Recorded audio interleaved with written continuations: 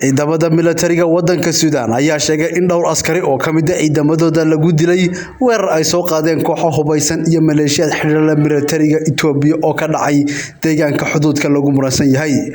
Xukuumadda Khartoum ayaa sheegtay in ciidamada militariga Itoobiya ay weerar gaadmo ah ku soo qaadeen ciidamadooda jooga gobolka muranku ka taagan yahay, gaar ahaan deegaanada u dhow xuduud beenaadka ay saddexda dal wadaagaan, iyaga oo garab ka helaya ciidamada dalka jaarka la ah labada dhinacba ee Eritrea, kuwaasi oo militariga Suudaan ay dusha u saareen weerarka iyo khasaaraha ka soo gaaray ciidamadooda wadanka Suudaan ee ku sugan xuduudka saddex xagalka ah ee ay saddexda dal wada leeyihiin. Ciidankeena loo xil saaray ilaalinta dalagyada ka soo go'a gobolka Al-Fashaqa ayaa waxa soo weeraray kooxo ka tirsan ciidamada Itoobiya iyo maleeshiyadkooda, kuwaasi oo doonayay inay cabsi geliyaan beeralayda oo ay xumeeyaan xilliyada beeralayda. Sidaasi waxa sheegay ciidamada qalabka sida ee wadanka Suudaan. ciidamada Suudaan ayaa iska caabiyay weerarka, waxayna u geysteen khasaare naf iyo maalba leh, balse weerarku waxa uu sababay dhowr qof oo ciidamadeena ah in lagu dilo lagana dilo ciidamada wadanka Suudaan. ciidamadu waxay intaa ku dareen inay iska caabiyeen xogaga Itoobiyaanka ee weerarka ku soo qaaday.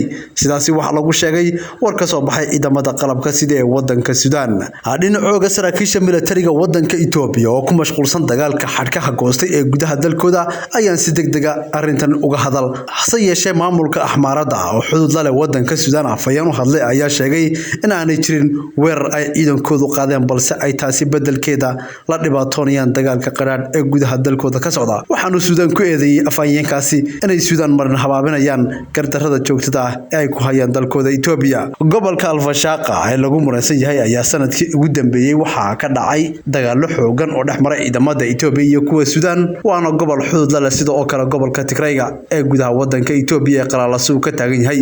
waxaana sanadii la soo dhaafay halkaas ka dhacay dagaallo khasaare badan dhaliyay oo labada dhinac dhexmaray, balse sanadkii hore ayuu cirkaas ku sii shareeray.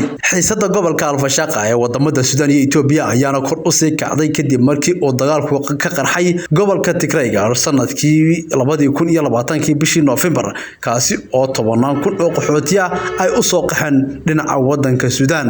waxaana markaasi wixii ka dambeeyay xukuumadda Suudaan shaaca ka qaaday in ay Itoobiya dib uga wareegtay dhul badan oo ay lahaayeen Suudaaniyiinta beeralayda ah. dhulkaasi ay xukuumadda Khartoum ku sheegtay in maamulkii meesha laga saaray ee Umar Xasan al-Bashiir ay hore ugu hibeeyeen dowladda Itoobiya. Khartoum iyo Addis Ababa ayaa tan iyo markaasi waxa u dhaxeeyay dagaal adag oo afka ah oo ku saabsan gobolka, eedeymaha ganacsi iyo ku xadgudub dhuleed oo ay labada dhinacba midka kale ku sheegayay in uu dhulkiisa ku soo xadgudbay ayaana warbaahinta la isku mariyay. muranka soodinta ayaana keenay xiisada ballaaran ee ka taagan gobolka oo ay ku jirto xiisada biyo xidheenka Niilka Buluuga. dalka Suudaan oo ay wehelisa Masar ayaa waxa u dhaxeeya muran xoogan oo ku saabsan biyo xidheenka weyn ee aan soo sheegnay oo muddo 10 sano ah ay Itoobiya ka waday biyo xidheen kaasi oo wadamada Suudaan iyo Masar ay warkaan in uu dib u keeni doono biyo xidheenkaasi ka faa'iideysiga qulqulka biyaha webiga Niilka oo shacabka ugu badan ee labada dal waa Masar iyo Suudaan ay shacabkoodu ka faa'iideystaan biyaha qulqulka isla markaana ay ka sameeyeen beero iyo sidoo kale bustaano ay wax ka soo go'aan.